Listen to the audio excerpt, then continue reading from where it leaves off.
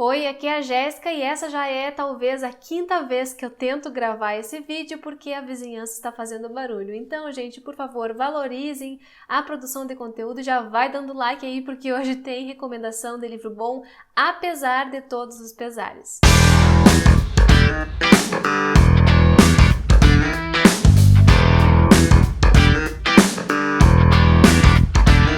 Então, gente, é isso. Eu tô aqui tentando gravar e talvez vocês escutem algum barulho, mas assim, dessa vez vai ter que ir de qualquer jeito porque a luz já tá acabando e eu quero aproveitar a luz natural, tá bom?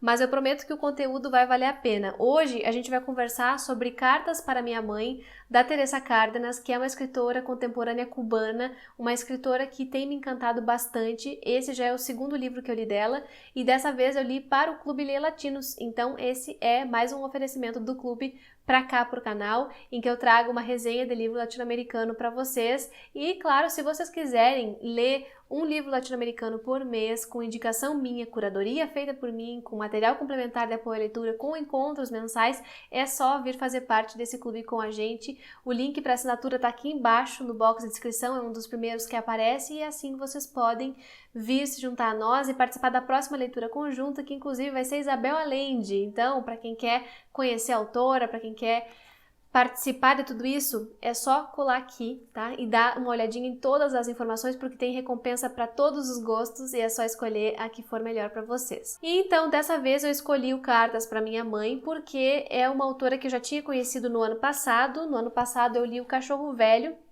que é um livro também bastante conhecido dela, e aqui tem uma outra pegada, né? Nesse livro a gente tem uma abordagem sobre a escravidão, sobre o racismo, sobre a velhice, sobre uma pessoa negra escravizada que vai ficando velha e perdendo a memória, esse cachorro velho que é o personagem principal, e que vai tendo esses lapsos, vai se dando conta de que o tempo passou e que ele viveu o tempo inteiro ali dentro dessa fazenda, né? Como um escravo. E, bom, além de tudo isso, tem toda uma movimentação de alguns outros escravizados ali pela liberdade, e é muito bonito acompanhar a forma como ela constrói isso. Só que nesse primeiro livro aqui, a gente tem uma outra abordagem. Aqui a gente tem a visão de uma menina que escreve cartas para sua mãe, e essa menina escreve muito nova, né? Ela perde a mãe muito nova e começa a lidar com o seu luto através da escrita. Então esse é um romance epistolar, de certa forma, porque são as cartas que ela escreveu para sua mãe em certo período de tempo, depois que a mãe dela morreu. E eu já vou continuar falando com vocês sobre esse livro, mas antes de mais nada, está chegando agora no canal, seja muito bem-vindo, muito obrigada pela companhia. Aproveite para dar uma olhadinha no conteúdo que eu produzo por aqui. Se gostar, se inscreva, porque isso é muito importante. Deixa um joinha nesse vídeo e compartilhe com quem também gosta de ler, porque isso ajuda muito na divulgação e no crescimento do canal. Bom, gente, voltando para o livrinho, então, ele é um livro bem curto, um livro que tem a fonte grande, ele tem uma diagramação muito favorável, né? Então a gente lê ele muito rapidamente, tem uma linguagem bastante fluida. Esse aqui tem tradução da Eliana Aguiar e saiu pela editora Palas, que é uma editora independente que publica muitas autoras negras. Eu acho isso fantástico, porque ela tem esse trabalho editorial que é bastante engajado, totalmente político, assim como a própria autora do livro, a Teresa Cárdenas. A Teresa, além de escritora, é também atriz, é também roteirista, bailarina e ativista social. Ela está em todas as frentes lutando para que a nossa consciência mude, né, em relação à forma como a gente trata as crianças, a forma como a gente lida com o racismo. Então, sim, aqui a gente tem uma literatura muito, muito engajada e não tem medo de ser engajada desse jeito. Pelo contrário, em todas as entrevistas a autora fala sobre isso e sobre a necessidade que se tem de falar sobre esses temas. Ela diz que é conhecida em Cuba por tratar de temas muito duros. E eu acho que são temas necessários. A grande diferença é que, ao que parece, ela escreve para crianças, né, para jovens adultos, e as pessoas ficam meio incomodadas com isso, porque talvez não fosse a hora, não sei o que lá. Mas isso tudo é só desculpa, né, gente? Porque esses temas precisam ser encarados, e ela nos ajuda nesse processo. Então é um livro que, além de tudo, funciona para o público jovem. Eu acho isso fantástico. A Teresa disse que começou a escrever por sentir falta de representação do que ela sentia que era, né? Ela via só personagens brancos, de olhos azuis, de cabelos loiros e enfim, e ela não se via ali nesses personagens. E como quase todos os escritores negros dizem, né? Então ela resolveu começar a escrever as suas próprias histórias, e esse aqui foi o primeiro que ela lançou, ao que tudo indica. E tem outros livros, eu fico na torcida para que os outros também sejam traduzidos aqui. Mas com esses dois, a gente já tem uma boa ideia de como é a escrita dessa autora e também aqui ela veio. Falando um pouquinho sobre o livro, nesse livro então a gente vai ter essas cartas que essa menina escreve, mais ou menos ali na pré-adolescência até os seus 15 anos, que é o período em que ela está lidando com a morte da mãe.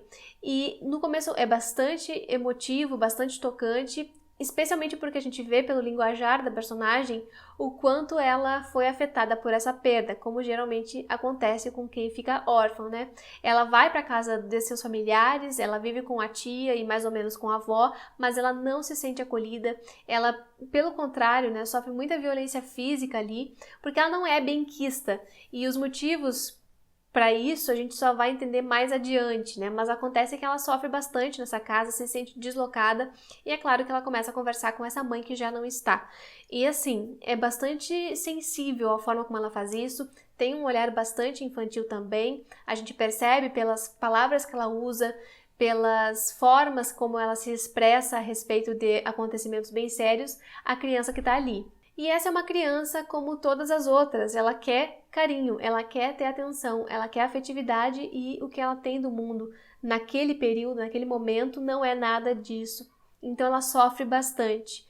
Mas eu acho interessante como ela vai desenvolvendo isso pela escrita mesmo, vai tentando expurgar essa dor, esse abandono, essa melancolia, essa saudade, tudo pela escrita.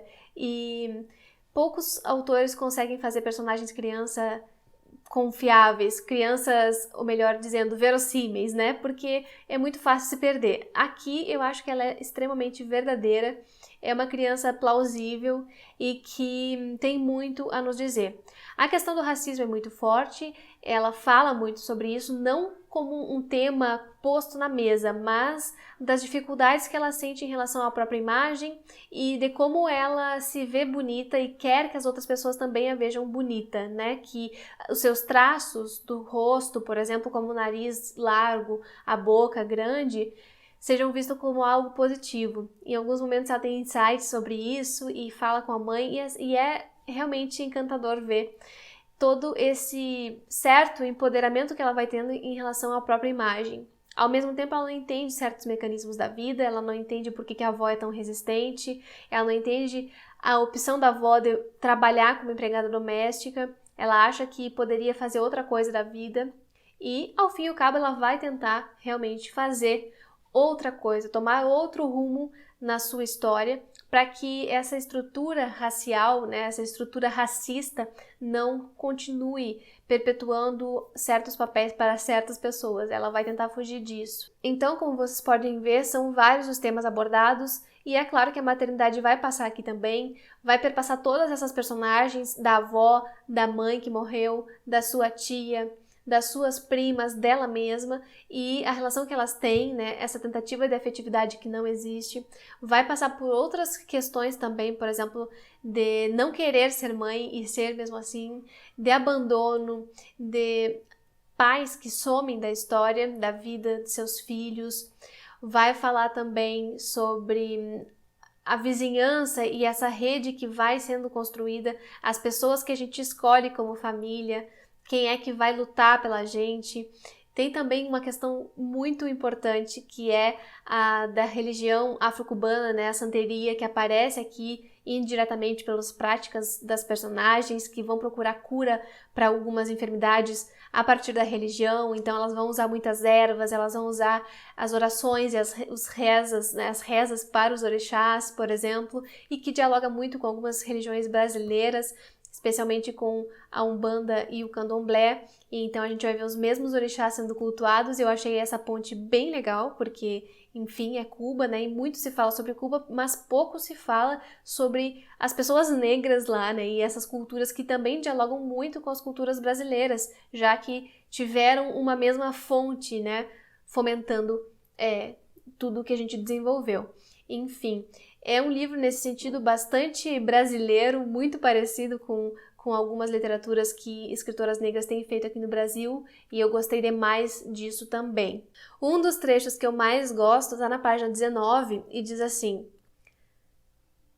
Mãezinha, encontrei um pedaço de espelho na rua. Agora passo o tempo todo me olhando. A testa, os olhos, o nariz, a boca. Sabe de uma coisa? Descobri que meus olhos são parecidos com os seus, que não podiam ser mais bonitos e que minha boca e meu nariz são normais.